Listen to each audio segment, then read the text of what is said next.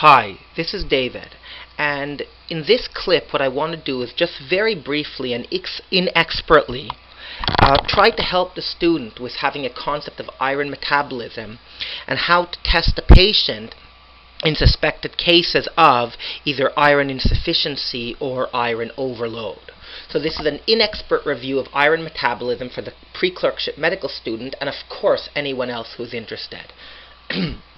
So the first issue that I just quickly want to discuss is one of the problems with having free iron. So why can't iron just circulate in your body in the free form? And the answer is that there's this reaction in chemistry called the Fenton reaction.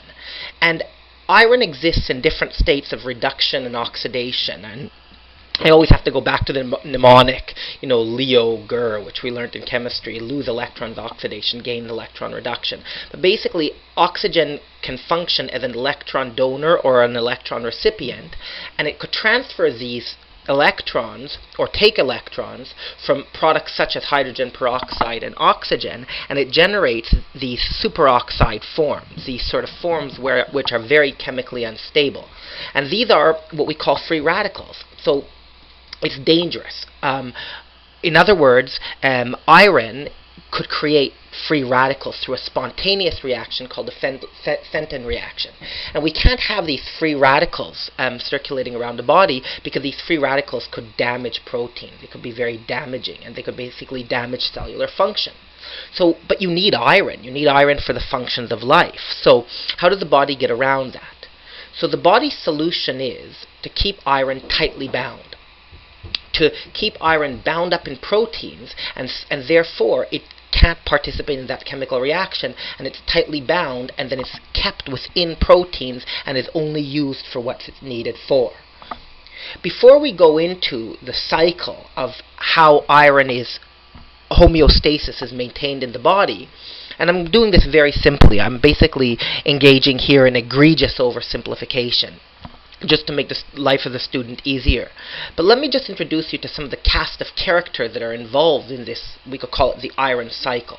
And we could divide it into two kinds of proteins. One, proteins that are involved in the store and transport, so sort of the logistical proteins, and then proteins that are involved in the actual usage of iron for important life chemical reactions. So one of the proteins involved in the storage is when iron is stored in tissue, such as the liver or the bone marrow, it can be stored in a form called ferritin. And if there's a lot of ferritin and iron in your tissue stores start to go up too much, it could be stored in another form called hemosiderin. But normally ferritin predominates, and then if there's a lot of ferritin, you get a second spillover into this hemosiderin compartment. And that's one of the main tissue stores, such as the liver, such as the bone marrow, such as the spleen, the so-called reticuloendothelial system, which is essentially the spleen and lymph nodes and blood vessels that are also involved in iron metabolism.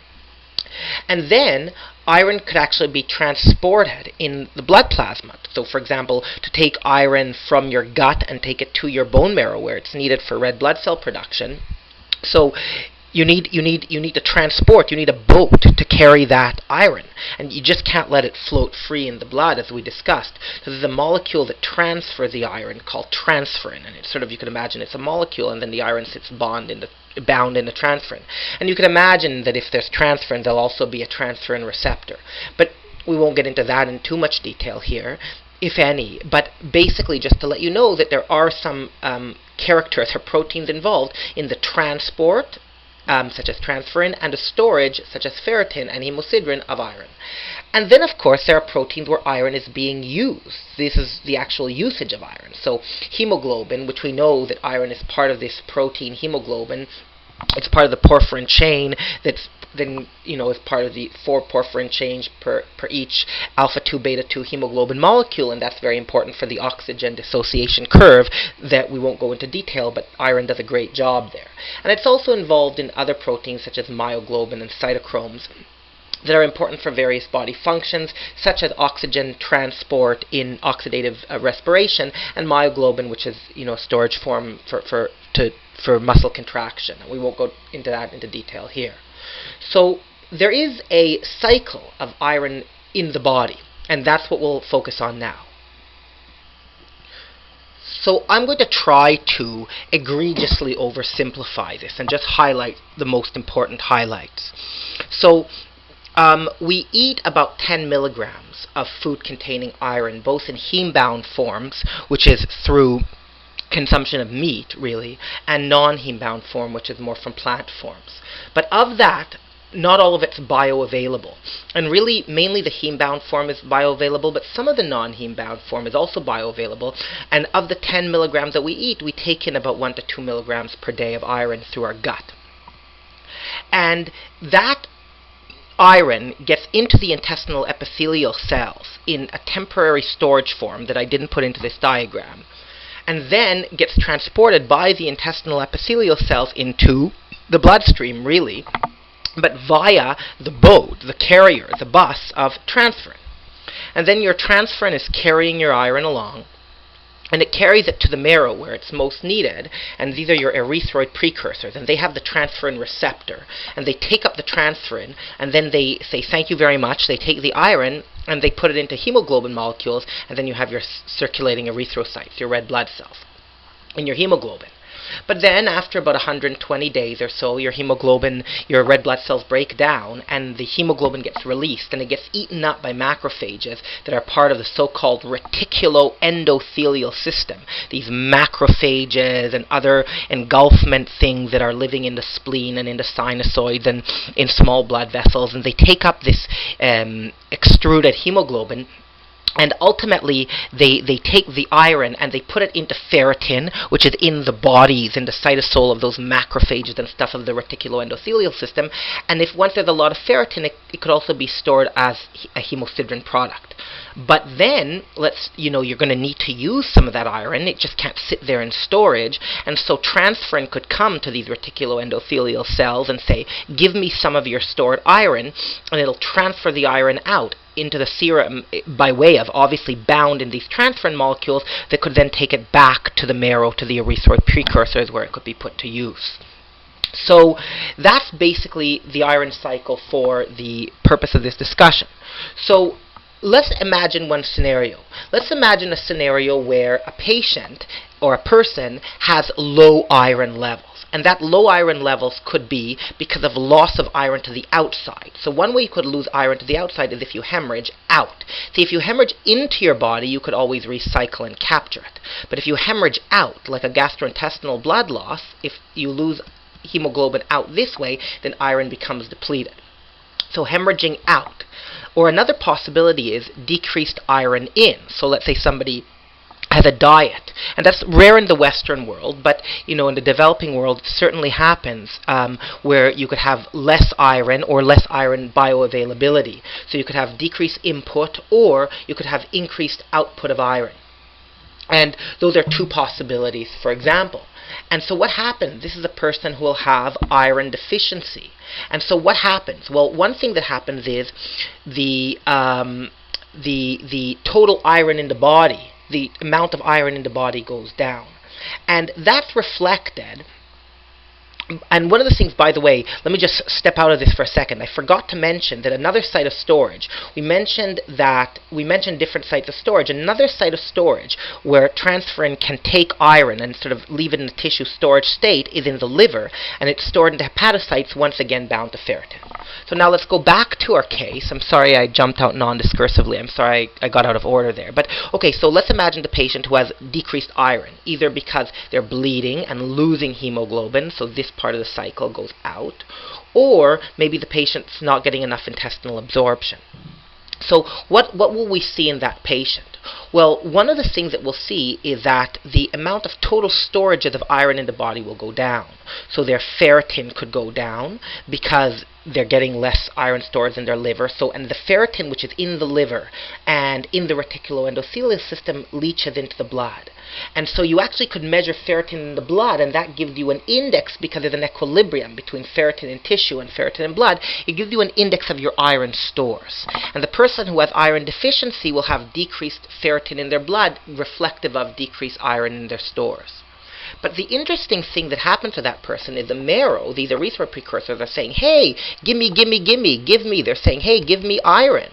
And so what that does is it makes the body make more transferrin, more transporting molecules to try to get everything into the marrow.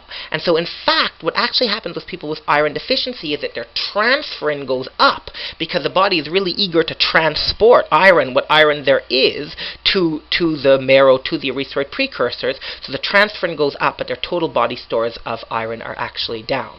So their ferritin is down. The other thing that you'll see in these patients is that their hemoglobin goes down because they have decreased, even though they have decreased iron in their marrow, which then leads to decreased circulating erythrocytes and decreased hemoglobin in the erythrocytes, so their hemoglobin is low.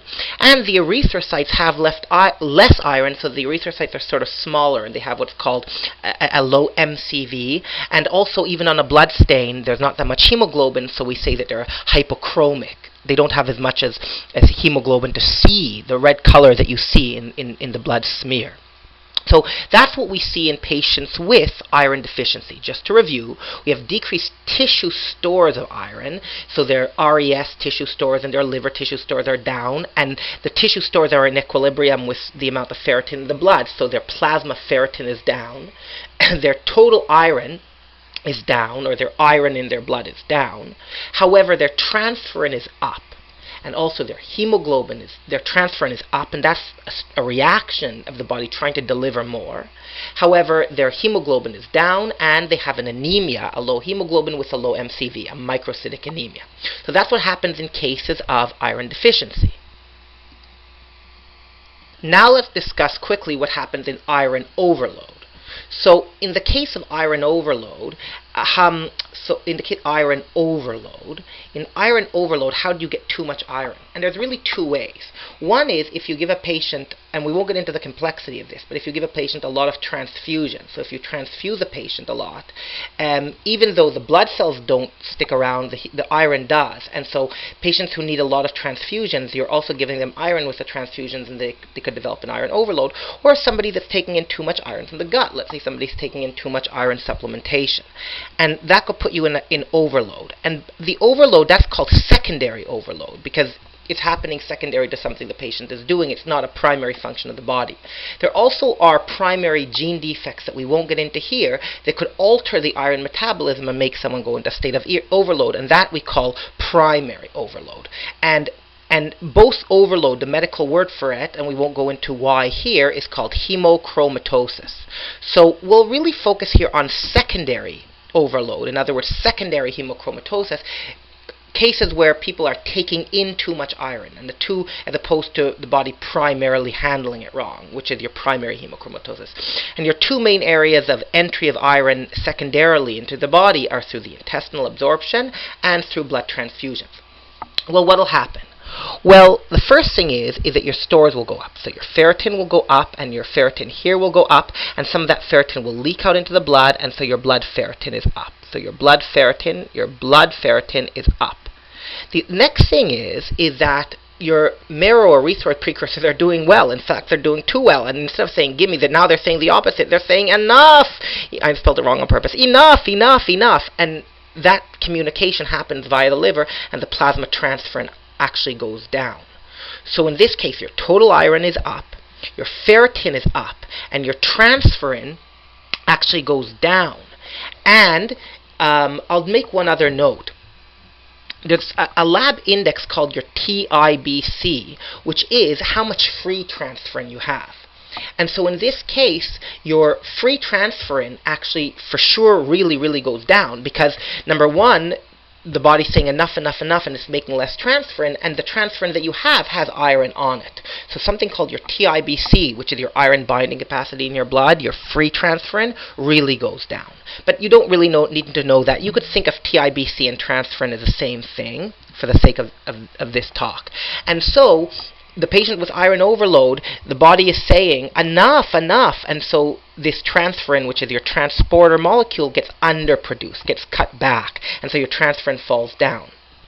The other thing that happens is you are making enough red blood cells. You won't make too much. The body knows how to not make too much, and so your hemoglobin should be okay and your MCV should be okay. So just to review, in iron overload, especially secondary iron overload, blood ferritin is up, the reflection of your overall stores. Your transferrin goes down, and your hemoglobin is relatively normal. So the last condition that we'll discuss is sort of a condition that has featured a little bit of both. And that's what they call, and it's really not, I think it's more important almost for its instructive value. And that's what we call anemia of chronic disease. And in anemia of chronic disease, when people are chronically ill, let's say they have a chronic medical disease, chronic inflammatory disease, chronic infectious disease, the body does something strange. It concentrates its iron in the stores and doesn't release it enough to the blood. And so the iron isn't being used, it's just being stored. So let's go through what happens. Your ferritin in your reticuloendothelial cell system and in your liver actually goes up, which then leaks out into the blood, and the blood ferritin is actually up. So that's different, for example, than an iron deficiency anemia. So that's, the ferritin is up. The other thing that happens, of course, is the transferrin actually goes down in this case, because for whatever reason in this pathological state, the body gets confused and it's not taking iron out of stores well. So your transferrin goes down, which is very much, again, unlike anemia of chronic disease. So once again, unlike anemia of chronic disease, your ferritin is up, and unlike anemia of chronic disease, your transferrin is down. However, there is something similar to anemia of chronic disease, because less iron is being delivered to the marrow erythroid precursors, so less hemoglobin is being made, so your hemoglobin goes down and your MCV goes down, so you have a microcytic hypochromic anemia. However, it's anemia of chronic disease, and the way you know that is because your transferrin is down and your ferritin is up. I don't want to deliver this as insisting that the student be able to participate in the differential diagnosis of anemias. I'm more just using this overall to give an insight, to give a portal to understanding the relationship between hematology and iron metabolism and the mutual interdependence of one to the other.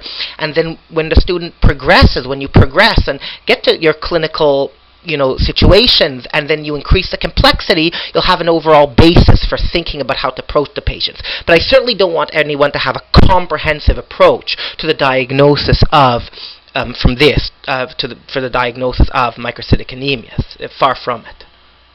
In fact, for the sake of full disclosure, I don't think that I have one. So, so now let's just go through a summary chart. So in iron deficiency, the iron levels are down because you have less iron, but your transferrin, that transporter protein, is up, and your overall iron stores are down. So your overall iron stores are down, but the body is saying, the marrow and stuff is saying, give me iron, and so your transferrin goes up, and your serum iron is down, your hemoglobin is low, and you have a microcytic anemia reflected by a low MCV, which is the reflection of the size of your red blood cells. Let's skip to the bottom. In iron overload, your serum iron is actually high, which makes sense. I mean, this is just logical. Your serum ferritin, which is your tissue stores, are up because one is iron overloaded, and the body is saying enough, so that transporter molecule ferritin goes down, but there's no anemia, and obviously there's no anemia. I mean, one is iron overloaded, but you don't make too much. You don't become polycythemic. So that's iron overload. So increased iron and increased ferritin, but decreased transferrin. Well, what about anemia of chronic disease? Well, in anemia of chronic disease, your iron is actually, your iron in your blood is actually down. But what's important to note is your transferrin is down. And your transferrin is down is because what's happening in this case is the body is mistakenly leaving too much iron in stores. So here, your iron is being left in stores. So your ferritin, with the reflection of your iron in your stores, in this case is up. And your transferrin, which is a reflection of taking your iron out of your stores, is down, and that'll affect the amount of iron in your blood, which is down because most of your iron is here in this form. But so in this way, in this panel right here, we see significant, it's the opposite of anemia of chronic disease. Your transferrin in anemia is the opposite of iron deficiency. Your transferrin is down and your ferritin is up in anemia of chronic disease, or in iron deficiency, your transferrin is up and your ferritin is down. So here they're opposite. However, in this respect, looking at the hemoglobin, they're relatively similar. So your hemoglobin is down in both, and in both cases you could have, especially in iron deficiency, but also sometimes in anemia of chronic disease, you could have a microcytic anemia. So you use this to distinguish this. You have a situation like this, and then you make your differential diagnosis by doing these tests. And that's really all I wanted to mention here. I hope this was a little bit fun, and I hope this helps. Take care.